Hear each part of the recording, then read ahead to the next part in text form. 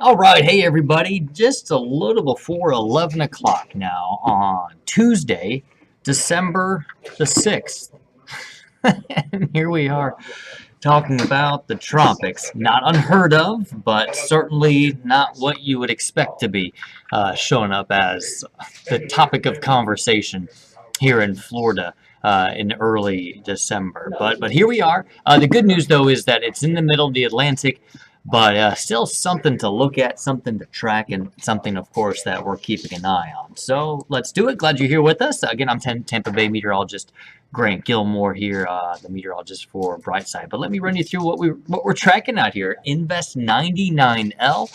National Hurricane Center finally decided to leave this little dot on the map for us to keep an eye on, though we've been watching it in the models for the last several days, but it's at least now showing some promise for the potential of development there. It's a good 800 miles to the northeast of the Leeward Islands. Let me take you down there so you can get a closer look at it. On the satellite, you see there at the surface you have a pretty well-defined area of circulation there around the center of that low pressure system. So you're looking at the center of it right about there. And the thing about this is that we talk about the difference between tropical and subtropical systems. Tropical systems have the strongest winds with them, usually around the center of the circulation, right there pretty close to the center. But when you see subtropical systems, you start to see that those stronger winds extend out and are embedded within that comma shape there. So it's definitely, if it develops and as it develops, a subtropical low, because you still have it feeding off of the warm waters of the Atlantic there. Those waters are actually still above 80 degrees.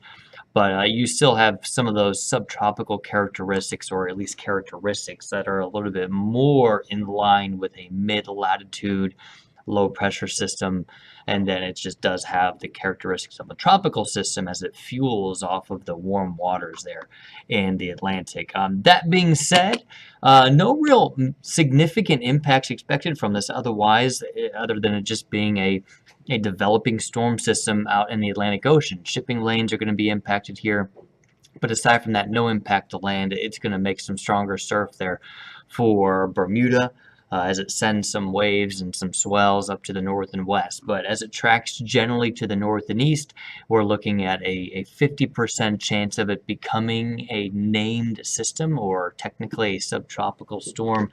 Back on this map here, you can see the winds with it are already at 40 miles per hour. So those are tropical storm force winds, and it's moving to the east at 9 miles per hour. But it'll continue to move generally to the east-northeast, 5 to 10 miles per hour. The latest forecast models have it doing a little loop, and then it just heads off into the northern Atlantic. Before I put the spaghetti models here on, you can really see how the water temperatures cool pretty quickly as you head to the north. So when you're looking at the areas there in, I mean, let me just turn on this here. Let me try this one. There we go. As you head to the north, and this is your line right here of basically 80-degree temperatures. And tropical systems really have a hard time developing with anything cooler than 80 degrees. So as you get up into the latitude that's there around like DC, it gets pretty cool pretty quickly. Here you see the Gulf Stream. Now, very warm waters coming out of the Gulf Stream off the coast of the Carolinas. But once you get up there into those northern latitudes, that water temperature gets chilly, and then you see up into, I mean, the European coast. It's pretty chilly air, pretty chilly water, and same with off the Canadian Maritimes there, pretty cold water. But here's the look at the forecast models for Invest 99L. It kind of does a little loop, and then it curves back to the south. We'll see how that develops. A high pressure system comes in from the north and keeps it from moving farther to the north, and then it just continues up to the north and east, and then it's pretty much absorbed into that upper level pattern at that point. So we'll see what happens with this one. It's something to keep an eye on. It may get a name. We'll see. Again, a 50-50 shot of that happening right now. If it does, the next name on the list is Owen. And it's worth noting, even though the hurricane season is over, hurricane season officially wrapped up at the end of November, if name systems develop, we'll still use that list for the 2020 or 2022 hurricane season.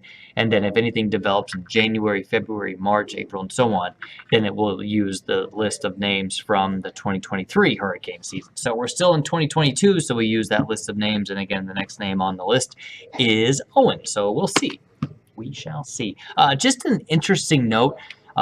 Going back to 1970, which is the satellite era, which is, aside from shipping lanes and, airplanes, there wasn't a good way to see if these tropical systems were developing in the Atlantic. So I like to use 1970 as a good baseline for just, when we see storms develop and if they've developed on record.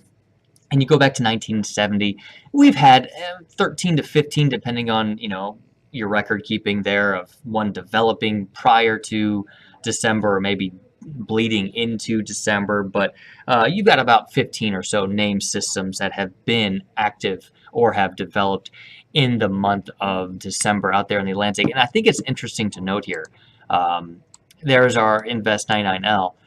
All of the systems, aside from like 2, have developed in the same general area as the system that is in the process of developing right now. So, talk about just kind of the climatological area for where these systems like to develop. If they do, they all generally develop within the same area. And when you're looking at where that's most likely, you're looking at an area of about 1,000 to 1,500 miles in the Atlantic Ocean that is that prime spot for that development and just kind of sweet spot. And really, you're talking about where the cold fronts settle in, where those low pressure systems sit, and then ultimately where's the warm water for those tropical and subtropical systems to feed off of.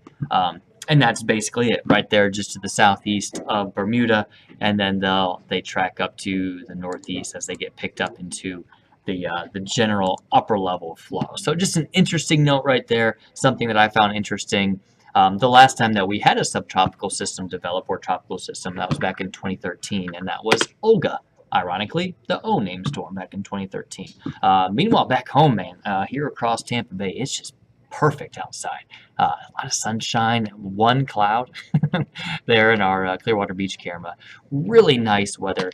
We've had really nice weather, and that continues. Temperatures as we head into the noon hour, or toward the noon hour, in the middle and upper 70s. We just got that 11 o'clock observation in, so already shaping up to be a really nice day across the entire region. We've seen a couple of clouds up to the Nature Coast and off the coast of Tampa Bay, but most of those are pretty much all but dissipated. High pressure is the main game in town for us, so it's pretty much parked right on top of us. That's giving us our stable sinking air. High pressure is really a bunch of air. It's just that high pressure pushing down, and that limits the development. Typically, it comes with drier air as well. On the western side of high pressure, you've got a flow of moisture coming up, and that's feeding all the rain that's then riding up and over that warm front and moving into that colder air mass into the Carolinas and the mid-south and mid-Atlantic. So they're dealing with the cold air at the surface, warm, moist air riding over that warm front, bringing them just a chilly and damp start to the day up into Knoxville, Atlanta, the Carolinas, seeing that really chilly air as well. Meanwhile, we're under that ridge of high pressure, and it's just beautiful. A lot of sunshine. I'll show you the future cast just for those of you who don't believe me what it's going to look like later today. Scattered clouds, maybe. Mostly sunny skies. Temperatures are going to be in the upper 70s and lower 80s for us today. And then tonight, just much more of the same. A lot more of this really pleasant weather. Mid-low 60s for most of us out the door tomorrow morning, and then tomorrow afternoon it's a lot more of the same again. Low, mid-80s, plenty of sunshine. Maybe some sea fog. You see that up in the Big Bend area. That would be some sea fog up there, so we could see some of that. Slightly cooler air moving in from the north, maybe moving over some of the warmer waters. It's actually pretty warm water in the Gulf of Mexico right now. In fact, let me move back to this. I thought this was really interesting. I was looking at this earlier this morning. Let me switch over to our sea surface temperature map here. Look at this. It's really warm water right out, right? There's the This is called the loop current. So that loop current is ultimately what feeds into the Gulf Stream right there. And then this water right here is pretty cool. So you get some warmer air that moves over that cooler water, and you'll get some sea fog developing right there. But right out over the central Gulf of Mexico, man, that water is warm. Look at that. Here, let me put on a 87, 88 degrees, really warm water coming out of the Caribbean. That is crazy. Really warm stuff there. Kind of neat to see that. I don't mind seeing the loop current that warm when we're out of hurricane season and we really don't expect anything to develop. But if that were the case in September, October, November, you'd have to watch out for any potential development, which we did.